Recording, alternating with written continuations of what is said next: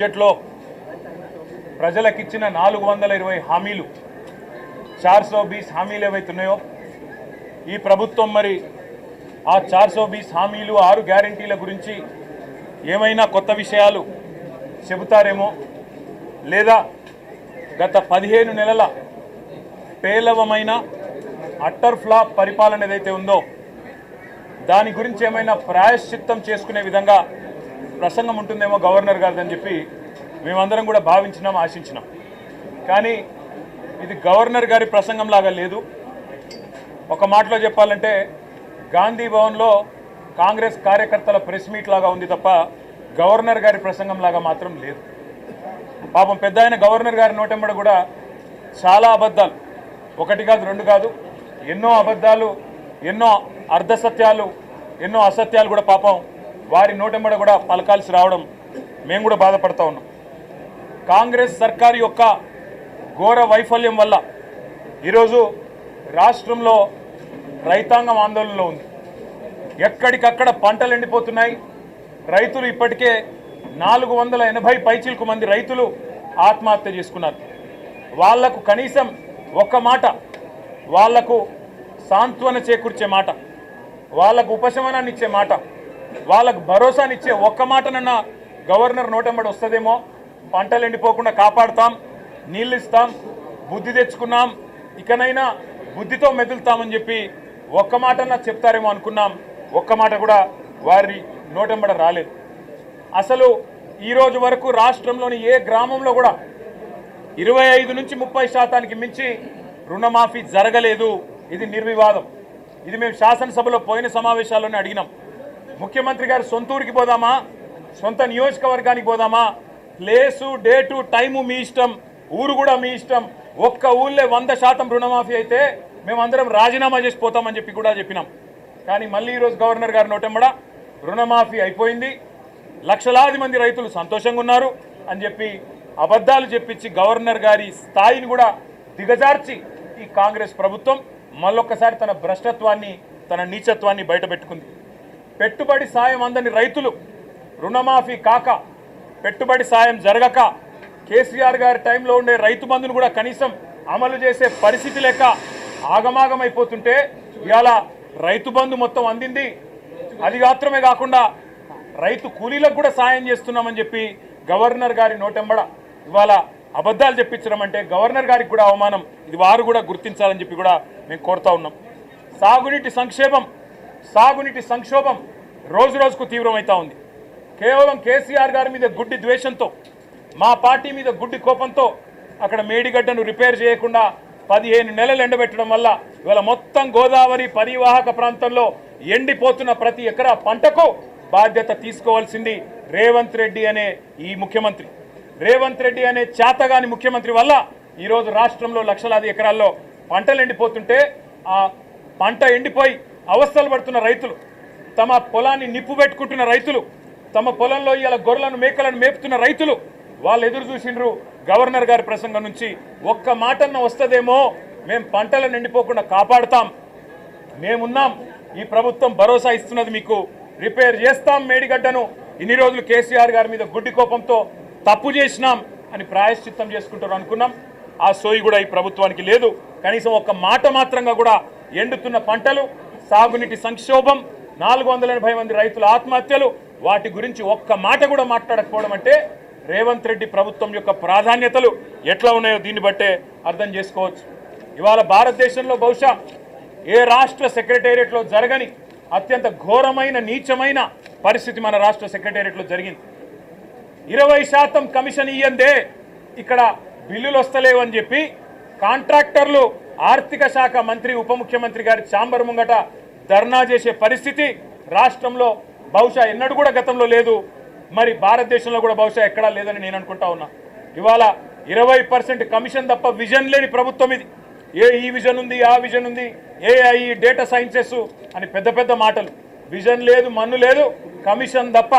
No vision, only commission, only 20% commission అనే విధంగా ఇవాళ ప్రభుత్వాన్ని నడుపుతూ ఢిల్లీకి మూటలు పంపుతూ ఇక్కడ చిన్న కాంట్రాక్టర్లను, సర్పంచ్లను, చిన్న చిన్న వ్యక్తులను వేధించి చివరికి ఓవర్సీస్ స్కాలర్షిప్లు ఇవ్వకుండా గురుకులాల్లో తిండి పెట్టకుండా ఈరోజు పిల్లల్ని చంపుతున్న అరాచక ప్రభుత్వం రేవంత్ రెడ్డి ప్రభుత్వం, కాంగ్రెస్ ప్రభుత్వం. కనీసం గురుకులాల్లో ఉండే అధ్వాన్నమైన పరిస్థితుల గురించి ఒక్క మాట చెప్తారేమో అనుకున్నాం. దాని గురించి ఒక్క మాట లేదు. చనిపోయిన 83 మంది పిల్లలకు కనీసం ఒక మాట సానుభూతి చెప్పి సంతాపం చెప్తారేమో అనుకున్నాం. ఒక్క మాట కూడా వారి గురించి ప్రస్తావన లేదు. అదే మాదిరిగా ఇంకా విచిత్రం, 10 ఏళ్లలో కేసీఆర్ గారి ప్రభుత్వం ఆనాడు 4,17,000 కోట్ల అప్పు చేస్తే 4,17,000 కోట్ల అప్పు చేస్తే అంటే సంవత్సరానికి 41,000 కోట్ల అప్పు చేస్తే అప్పులు అని గుండె బాదుకున్న కాంగ్రెస్ సన్నాసులు ఇవాళ ఒక్క సంవత్సరంలో 1,62,000 కోట్ల అప్పులు తెచ్చిన విషయం ఒక మాట చెప్తారేమో అనుకున్నాం.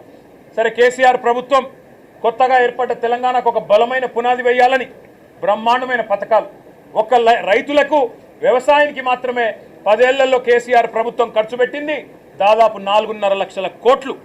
రైతు బంధు రూపంలో 73,000 కోట్లు, రుణమాఫీ రూపంలో 28,000 కోట్లు, ఇరిగేషన్ ప్రాజెక్టుల రూపంలో, అదేవిధంగా వ్యవసాయ పనిముట్ల రూపంలో, మెకనైజేషన్ రూపంలో, డ్రిప్ రూపంలో, సబ్సిడీల రూపంలో, ఉచిత విద్యుత్ రూపంలో మొత్తం 4.5 లక్షల కోట్ల రూపాయలు తెలంగాణలోని 70 లక్షల మంది రైతులకు ఇవ్వడం వల్ల ఇవాళ భారతదేశంలో తెలంగాణ వరిధాన్యం ఉత్పత్తిలో నెంబర్ 1 అయ్యింది. కానీ ఇవాళ గవర్నర్ గారి ప్రసంగంలో ఏం చెప్పుకుంటున్నారు? భారతదేశంలోనట రేవంత్ రెడ్డి ఉద్దారకం వల్ల తెలంగాణ నెంబర్ 1 అయిందట వరిధాన్యం ఉత్పత్తిలో. ఏది సంవత్సరం 14 నెలల్లో నువ్వు పంటలు ఎండబెట్టడం వల్ల, రైతు బంధు ఇవ్వకపోవడం వల్ల, కరెంటు అస్తవ్యస్తం చేయడం వల్ల, రైతుల ఆత్మహత్యల వల్ల వరిధాన్యం ఉత్పత్తి పెరిగిందా?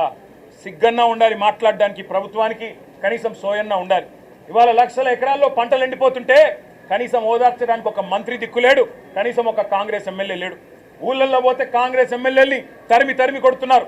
ఏది రైతు బంధు, ఏది రుణమాఫీ, ఎక్కడ తెచ్చిండ్రు మీరంతా అని చెప్పి ఊళ్ళల్లో ఇవాళ తరిమి కొడుతున్న పరిస్థితులను దాచిపెట్టే ప్రయత్నం గవర్నర్ గారి ప్రసంగం ద్వారా చేసిన మాట. 1,50,000 కోట్లు, 1,62,000 కోట్లు అప్పు చేసి ఒక్కటంటే ఒక్కటి కూడా పథకాన్ని ప్రారంభించని ఒక అసమర్థ ప్రభుత్వం రేవంత్ రెడ్డి ప్రభుత్వం. కేవలం కుంభకోణాలు, 20% కమిషన్లు, 30% ల్యాండ్ డీల్స్.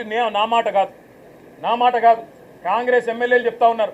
30% కమిషన్ ఇస్తేనే మా మంత్రులు పనిచేస్తారు, 20% కమిషన్ ఇస్తేనే బిల్లులు వస్తాయి అని ఇవాళ స్వయంగా కాంగ్రెస్ ఎమ్మెల్యేల నోటంబడ వస్తున్న మాటలు, కాంట్రాక్టర్లు సెక్రటేరియట్లో ధర్నాలు చేస్తున్న పరిస్థితి. ఈ దుస్థితి గురించి గవర్నర్ గారు ఏమన్నా చెబుతారేమో. అవినీతి రహితంగా ప్రభుత్వాన్ని నడిపే ప్రయత్నం చేస్తాము. ఢిల్లీకి మూటలు పంపే దానిలో బిజీగా ఉన్నా, పదవులు కాపాడుకోవడం కోసం ఢిల్లీకి మూటలు తప్పకపోయినా కనీసం ఇకనైనా సర్దుకుంటాము, సరి చేసుకుంటామని ఒక్క మాట చెప్తారేమో అనుకున్నాం. దాని ప్రస్తావన లేదు. ఒక్క గ్యారంటీ అమలు చేయకుండా, 420 హామీల్లో కనీసం ఒక్క హామీ అమలు చేయకుండా, ఇవాళ ఒక్క కొత్త ప్రాజెక్టుకు ఇటుక కూడా పెట్టకుండా 1,62,000 కోట్ల అప్పు చేసినందుకు గవర్నర్ గారు ఏమైనా మందలిస్తారేమో రేవంత్ రెడ్డి గారిని అనుకుంటే, మరి అక్కడ కూడా గాంధీ భవన్లో ఒక కార్యకర్త చేసే ప్రసంగం లాగా ఇవాళ గవర్నర్ గారి ప్రసంగం సాగింది. ఒక మాటలో చెప్పాలంటే తెలంగాణలో మా పిల్లలకు అర్థమైంది నేను చెప్తే. ఈరోజు నిజానికి తెలంగాణలో ఉన్న పరిస్థితికి సావుడప్పు కొట్టాలి, కానీ పెళ్లిలో డీజే కొడతారు చూడు, ఆ డీజే కొట్టినట్టు ఈ ప్రసంగం డబ్బా కొడుతూ గవర్నర్ గారు ఇవాళ రేవంత్ రెడ్డి ప్రభుత్వం ఏదో ఉద్ధరించింది. ఏం ఉద్ధరించింది? ఎవరిని ఉద్ధరించింది? నేను ఒక్క మాట అడుగుతా ఉన్నా. దావోస్లో 1,79,000 కోట్ల ఇన్వెస్ట్మెంట్లు అని గవర్నర్ గారు నోటెంబడం మళ్ళొక్కసారి పచ్చి అబద్ధం చెప్పించారు. పోయిన సంవత్సరం మీరు చెప్పిన 40,000 కోట్లలో 40 పైసలు వచ్చినాయా? దమ్ముంటే రేపు ప్రభుత్వం శ్వేతపత్రం ప్రవేశపెట్టాలని చెప్పి మేము డిమాండ్ చేస్తూ ఉన్నాం బడ్జెట్ సమావేశాల్లో. పోయిన సంవత్సరం జనవరి 2024లో మీరు చెప్పిన 40,000 కోట్ల పెట్టుబడులు దావోస్ నుంచి 40 పైసలన్నా వచ్చినాయా? దమ్ముంటే, ముఖ్యమంత్రికి చిత్తశుద్ధి ఉంటే ప్రవేశపెట్టండి శ్వేతపత్రం. మీ అన్నదమ్ములతో మీరు కుదుర్చుకున్న కాంట్రాక్టులు కాదు. స్వచ్ఛ బయో అనే కంపెనీ పెట్టి అనుముల జగదీష్ రెడ్డి అని రేవంత్ రెడ్డి గారి సోదరుడే 1000 కోట్ల పెట్టుబడి పెడుతున్నట్టు బిల్డప్లు ఇవ్వడం కాదు ఇవాళ పెట్టుబడులు తేవడం అంటే. ఇవాళ తెలంగాణ నుంచి పెట్టుబడులు తరలిపోతున్నాయి, ఇది వాస్తవం. కేన్స్ అనే సంస్థ మేము ఆనాడు కష్టపడి మైసూరు నుంచి పట్టుకొస్తే 3,700 కోట్ల పెట్టుబడి ఇవాళ సెమీ కండక్టర్ పరిశ్రమ గుజరాత్కు తరలిపోయింది, దొలేరాలో పెట్టుబడి పెట్టింది. కార్నింగ్ అనే పరిశ్రమ 1000 కోట్ల పరిశ్రమ మేము ఆనాడు పట్టుకొస్తే ఈరోజు తమిళనాడుకు పోయింది, ఆ పరిశ్రమ చెన్నైలో పెడతా ఉన్నారు. అదేవిధంగా ప్రీమియం ఎనర్జీ అనే కంపెనీ 1700 కోట్ల పెట్టుబడి సోలార్ కంపెనీ ఇవాళ ఆంధ్రప్రదేశ్కి తరలిపోయింది.